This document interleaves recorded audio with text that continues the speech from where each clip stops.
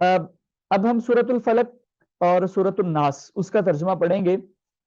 इन दो सूरतों की भी बहुत ज्यादा फजीलत है। इनको मुअव्वज़तैन कहा जाता है क्योंकि इनके जरिए पनाह मांगी जाती है। अल्लाह के रसूल सल्लल्लाहु अलैहि वसल्लम इन सूरतों के नाजिल होने से पहले भी जिन्नात और इंसानों के शर से और नजर बद से अल्लाह ताला की पनाह मांगा करते थे। लेकिन जब अल्लाह ताला ने ये सूरतें नाजिल कर दी तो चूंकि ये बड़े जामे अल्फाज हैं अल्लाह ताला की पनाह में आने वाले, तो फिर अल्लाह के रसूल सल्लल्लाहु अलैहि वसल्लम ने बाकी अल्फाज को तर्क करके इन्हीं सूरतों को पढ़ने का जो है वो मामूल बना लिया। एक सहाबी फरमाते हैं कि मुझे पैगंबर इस्लाम ने कहा कि पढ़। मैंने कहा अल्लाह के रसूल मैं क्या पढ़ूं? तो बार बार तकरार दो तीन दफा के बाद फिर आप सल्लल्लाहु अलैहि वसल्लम ने फरमाया कि तुम सुबह शाम 3 दफा ये तीनों सूरतें पढ़ा करो। आखिरी जो 3 सूरतें हैं तो इसमें तीनों सूरतों की फजीलत का, और फरमाया कि ये तुझे हर चीज से काफी हो जाएंगी। अगर तुम इन 3 सूरतों को सुबह शाम 3 3 दफा पढ़ने को अपनी रूटीन बना लेते हो तो ये तुम्हारे लिए हर चीज से काफी हो जाएंगे। तुम्हारी हर किस्म की मुश्किलात, तुम्हें हर किस्म की परेशानियों से बचाने का जरिया बन जाएंगी, तुम्हें हर किस्म की बीमारियां और हर किस्म के शर से, क्योंकि जो भी चीज है ना वो किसी ना किसी चीज का शर होता है। कोई भी परेशानी जो हमें आती है ना इंसानों का हो सकता है, और वो तो उससे बचाने का जो है वो हमें ये सूरतें जो है वो जरिया बनती हैं। तो इसी तरह हर नमाज के बाद पढ़ने की भी तरगीब दिलाई गई है। अल्लाह के रसूल सल्लल्लाहु अलैहि वसल्लम हदीस में आता है कि रात सोते वक्त, सोने से कबल अपनी हथेलियों को इस तरह जमा करते, इसको फूंक मारते, 3 दफा पहले तीनों सूरतें पढ़ते, और फिर उसको अपने चेहरे से शुरू करके, बॉडी के सामने वाले हिस्से से शुरू करके जहां तक हाथ पहुंचता, अपने हाथ को आप जो है ना उसको मस करते, अपने जिस्म के साथ जो है ना वो अपने हाथों के साथ जिस्म को छू लेते, और ये 3 दफा अमल किया करते थे पैगंबर अलैहिस्सलाम। ठीक है, इससे भी पता चलता है कि रात सोने से कबल भी इन 3 सूरतों का मैसेज वो हमें जहन में आना चाहिए, और इस के जरिए जो है अल्लाह ताला की पनाह जो है वो हमें हासिल करनी चाहिए। तो बार बार इन सूरतों को पढ़ने की जो है वो तरगीब हमें दिलाई गई है। तो अल्लाह ताला इस सूरतुल फलक में फरमाते हैं, कुल कह दीजिए। ये जब क्या जाता है ना कह दीजिए, तो इससे मुराद अल्लाह के रसूल सल्लल्लाहु अलैहि वसल्लम है कि आप इनको कहिए, औदू मैं पनाह में आता हूं बेरब्बिल फलक, फलक के रब की। तर्जुमा मैंने फलक इसलिए कर दिया कि इसके 2 मीनिंग हैं। ठीक है, आपके दिन में दोनों मीनिंग होने चाहिए जब आप इसको पढ़ते हैं। फलक का मतलब सुबह भी होता है, फलक का लफ्जी मतलब होता है फाड़ना। ठीक है, या फाड़ने वाली चीज या फटना। तो जब सुबह जो है वो चूंकि रात के अंधेरे को फाड़ के निकल आती है, इसलिए उसको भी फलक कहा जाता है। तो एक तफसीर तो ये की गई कि इससे मुराद जो है वो सुबह है। तो सुबह के रब की पनाह में आने का मतलब क्या है कि जो रब इतना ताकतवर है कि उसने रात जिसमें बहुत ज्यादा शर होते हैं, जैसे आगे भी इसका तज़किरा आएगा, बहुत ज्यादा नुकसान की चीजें होती हैं, उस रात को खत्म कर दिया, तो उसके लिए दिन के छोटे शर जो है वो खत्म करना और उनसे बचाना कोई मुश्किल काम नहीं है। क्योंकि आउज का मतलब है पनाह में आना। पनाह में आप पनाह लेते हैं आप उसकी जिसको आप समझते हैं कि ये हमें बचा सकता है, ये हमें जगह दे देगा, तो हमें कोई कुछ कह नहीं सकेगा। तो फलक के रब की पनाह में आता हूं, उसकी पनाह चाहता हूं। और फलक से मुराद सुबह है। और एक इसका मानी ये बयान किया गया है कि हर वो चीज जो फटने के साथ उसका वजूद आता है, जैसे दाना जमीन से निकलता है, दाना फटता है, जो है वो बीज फटता है तो उसमें से पौधा निकलता है, पौधा जमीन को फाड़ के ऊपर निकलता है, और हर किस्म की मखलूकात की तख्लीक जो है उसमें फटने का प्रोसेस किसी ना किसी सूरत में मौजूद है। ठीक है, इंसान की पैदाइश में भी ऐसा होता है कि वो झिल्ली फटती है तो इंसान जो है वो जो है उसकी पैदाइश होती है। तो यानी इससे मुराद मखलूक भी फिर ली गई है, क्योंकि तकरीबन तमाम मखलूकात, बादल फटते हैं तो उसमें से बारिश निकलती है, तो वो फटने का एक अमल जो है वो तख्लीक के अंदर, हर चीज की तख्लीक के अंदर किसी ना किसी सूरत में मौजूद है।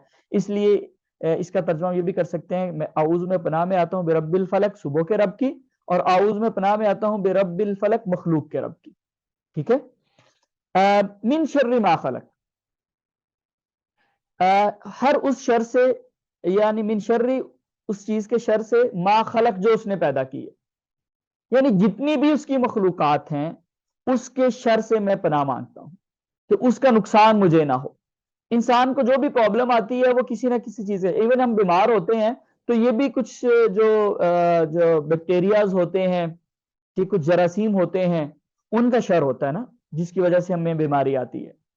तो हर किस्म کی جو مخلوقات ہیں، اور یہ بھی یقیناً اللہ کی مخلوق ہیں، یہ جو انسان کو حادثات پیش آتے ہیں یہ بھی کسی نہ کسی، وہ چاہے بے جان مخلوق ہو، اس کے شر کی وجہ سے ہوتا ہے.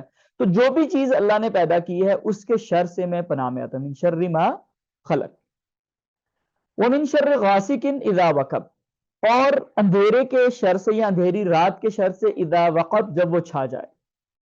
ایک ترجمہ تو اس کا یہ بھی ہے. اور ایک حدیث میں آتا ہے کہ اللہ کے رسول صلی اللہ علیہ وسلم نے چاند کی طرف اشارہ کر کے حضرت عائشہ رضی اللہ تعالیٰ عنہ کو فرمایا کہ یہ ہے وہ جس کا فرمایا غاسق اذا وقب.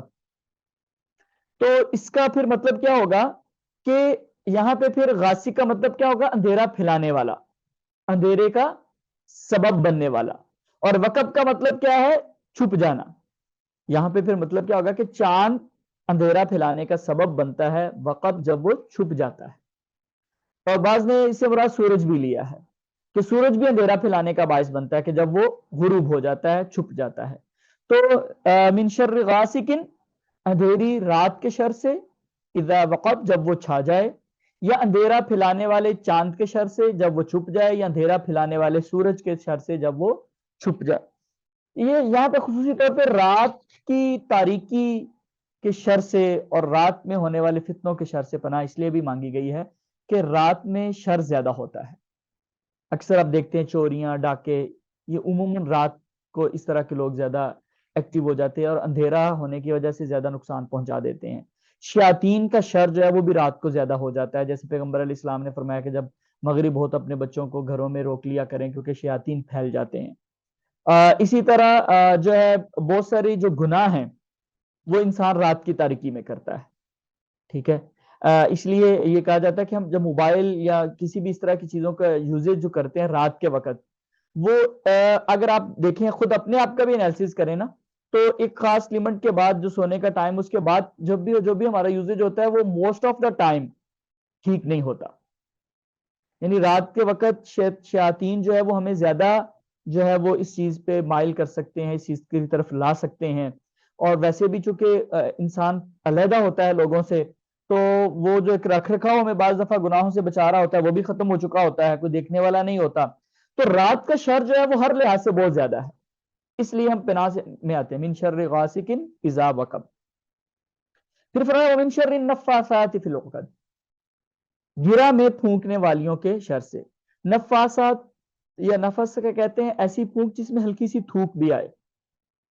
ٹھیک ہے، تو اور فرمایا پھونکنے والیوں کے شر سے فی العقد، گرہ کے اندر.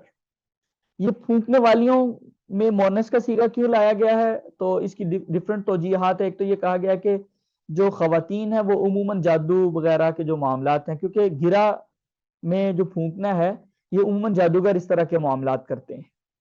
وہ بال لے لیتے ہیں جس پہ جادو کرنا ہو، یا اس کے جسم کا کوئی اس کے ٹچ ہوئی چیز لے لیتے ہیں، کپڑا لے لیتے ہیں.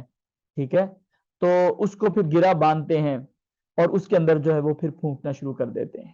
تو عموماً وہ چیزوں کو باندھتے ہیں گرہ باندھ کے، اور پھر مسلسل اس پہ جو ہے وہ پڑھتے رہتے ہیں. اس کی وجہ سے اس انسان جس پہ جادو کیا گیا ہو اس کی حالت جو ہے وہ مزید بگڑنا شروع ہو جاتی ہے، خراب ہونا شروع ہو جاتی ہے جیسے جیسے وہ پڑھتے رہتے ہیں. بعض معالجین یہ بھی بتاتے ہیں جب ان کو پوچھا جاتا ہے کہ یار یہ تو جادو ایک دفعہ ختم ہو گیا تھا، یا اب کسی کے ساتھ چپکلش باقی نہیں ہے، یا کوئی امکان باقی نہیں ہے، تو وہ یہ بتاتے ہیں کہ جو انہوں نے پرانا کیا ہوتا ہے نا، معالجین جو جادو کرنے والے ہوتے ہیں، ٹھیک ہے، جو شرپسند لوگ ہوتے ہیں، جادوگر ہوتے ہیں، وہ جب بھی پڑھتے ہیں نا تو اس کا کچھ نہ کچھ اثر وہ پریویس کیسز کے ساتھ بھی اٹیچ ہوتا چلا جاتا ہے. تو اینی ہاؤ، تو گرہ میں پھونکنے والوں سے مراد جادو کرنے والے لوگ ہیں. اور مونس کا صیغہ لانے کا ایک بنیادی مقصد تو یہ بھی بتانا ہے کہ یہ خواتین جو جادو ٹونے کی طرف زیادہ مائل ہوتی ہیں. بعض دفعہ وہ خیر خواہی کے ساتھ چل رہی ہوتی ہیں کہ یہ اس سے جو ہے وہ گھر کا ماحول ٹھیک ہو جائے گا، اور وہ اس کو غلط طریقے سے کرنے کی کوشش کرتے ہیں. بعض نے یہاں پہ مراد دیا ہے کہ یہاں جماعتیں مراد ہیں، یعنی گرہ کے اندر پھونکنے والی جماعتوں کے شر سے.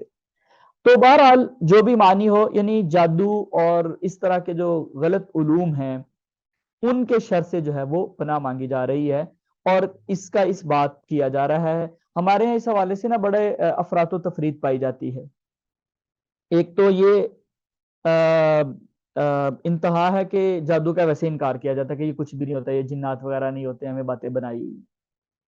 اور ایک انتہا یہ ہے کہ ہم ہر چیز کو ان پہ ڈال دیتے ہیں، اپنی ہر غلطی کو، کاروبار میں لاس ہو گیا تو مجھ پہ کسی نے جادو کر دیا ہے، پاسبلٹی ہے، اس میں ہم انکار نہیں کر رہے، لیکن ہر چیز کو اگر ہم ادھر ڈال دیں گے تو ہم ایفرٹ چھوڑ دیں گے، پھر ہم اپنی کسی غلطی کو نہیں مانتے کہ ہمارا ایٹیچیوڈ ٹھیک نہیں تھا کسٹمرز کے ساتھ، ہم نے ڈیسیژن لینے میں غلطی کر دی، اور اس کو اس پہ ڈال کے تو بڑے بس مطمئن ہو جاتے ہیں کہ نہیں اب ہمارا اس میں قصور ہی کیا، کسی نے جادو کر دیا، یہ تو نظر لگ گیا، یہ ہو گیا۔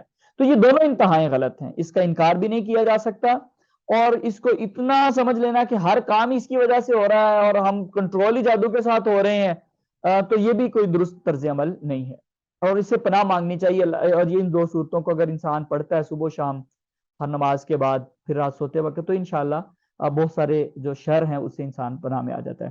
تو من شر النفاثات فی العقد ومن شر حاسد اذا حسد، اور حسد کرنے والے کے شر سے اذا حسد، جب وہ حسد کرنا شروع کر دے۔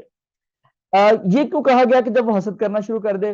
بعض دفعہ ایسے ہوتا ہے کہ آپ کے ذہن میں ایک خیال آتا ہے، حسد کیا ہوتا ہے کہ آپ کو کسی کی نعمت پہ تکلیف ہوتی ہے کہ اس کو کیوں مل گئی ہے، تو یہ بعض دفعہ ایک نیچرلی ذہن میں آ جاتا ہے کہ یار اس کو مل گئے پیسے، اس کا کاروبار چل گیا، اس کو جاب مل گئی، ٹھیک ہے، اور انسان اگر فوری طور پہ اس خیال کو ذہن سے جھٹک دیتا ہے، بلکہ اس کے لیے دعا کرتا ہے اور خوش ہوتا ہے کہ چلے میرے بھائی کو اللہ تعالیٰ نے یہ نعمت دے دی ہے، تو وہ اس کا شر ختم ہو گیا۔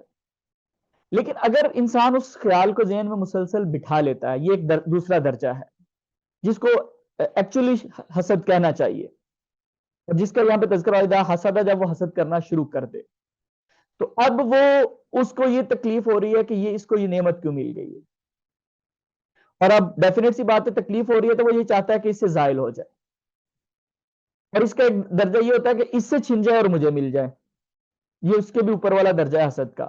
اور ایک اس سے بھی اوپر والا درجہ یہ ہوتا ہے کہ محض آپ خواہش نہیں رکھ رہے، آپ اس کے لیے عملی ایفرٹ بھی کرتے ہیں، اس سے اس نعمت کو زائل کرنے کی، کسی کو عزت ملی ہوئی ہے تو اس کی عزت خراب کرنے کی، کسی سے اللہ تعالیٰ کوئی کام لے رہے ہیں، دین کا کام لے رہے ہیں، تو آپ راستے میں رکاوٹ بننے کی کوشش کر رہے ہیں، اب اس پہ حسد کر رہے ہیں کہ وہ کیوں دین کا کام کر رہا ہے، اسے کیوں اپرچونٹی ملی ہوئی ہے، مجھے کیوں نہیں ملی ہوئی، ٹھیک ہے۔ تو یہ بہت ساری ایسی چیزیں ہوتی ہیں، تو آپ پھر ایفرٹ کرنا شروع کر دیتے ہیں اس کے لیے، کال کے ذریعے، عمل کے ذریعے، باتوں کے ذریعے اس کی عزت کو خراب کرنے کی کوشش کرتے ہیں، اس کے بزنس کو خراب کرنے کی کوشش کرتے ہیں، تو یہ اس کی پھر سب سے بری ترین ایک شکل بن جاتی ہے کہ آپ عملی طور پہ اس پہ شریک ہوتے ہیں۔ تو یہ حسد جو ہوتا ہے نا، اس سے بھی پناہ مانگنی چاہیے، اور انسان اللہ تعالیٰ ہی کی توفیق سے بچ سکتا ہے لوگوں کے شر سے، ورنہ انسان کو نہیں پتا چلتا کہ کتنے ہی بظاہر مخلص کے روپ میں آنے والے لوگ جو ہیں وہ اصل میں اس کی جڑیں کاٹ رہے ہوتے ہیں۔ تو یہ اللہ ہی کے سپرد کیا جا سکتا ہے کہ معاملہ، یا اللہ میں نے تیرے دین کے مطابق، تیرے نبی کی تعلیمات کے مطابق ہر ایک کے ساتھ اچھا معاملہ کرنے کی کوشش کر رہا ہوں، حسن ظن لے کے چل رہا ہوں، میں کسی کو اپنا مخالف نہیں سمجھ رہا، یا میں نہیں سمجھ رہا کہ یہ میرا حسد کرتا ہے یا میرا مخالف ہے، یا مجھے میری جڑیں کاٹ رہا ہے۔ ہاں جب کوئی چیز بہت واضح ہو جائے تو آپ تھوڑا سا اوائڈ کرنا شروع کر دیں، بدگمانی بے شک پھر بھی نہ کریں، اور نہیں کرنی چاہیے۔ پھر اللہ تعالیٰ سے کہ یا اللہ اب اگر شر ہے تو وہ تو تجھے ہی پتا ہے، حسد ہے اور اس کے میرے نعمت کو چھیننے کی ایفرٹ ہو رہی ہے تو وہ تجھے ہی پتا ہے، اور اس سے بچا بھی تو ہی سکتا ہے۔ تو یہ بڑی ایک جامع صورت ہے ہر قسم کے نقصانات سے بچنے کے لیے، اور ان سے جو ہے وہ پناہ میں آنے کے لیے، تو یہ اس کا بھی ہمیں جو ہے وہ اس کو پڑھنا چاہیے۔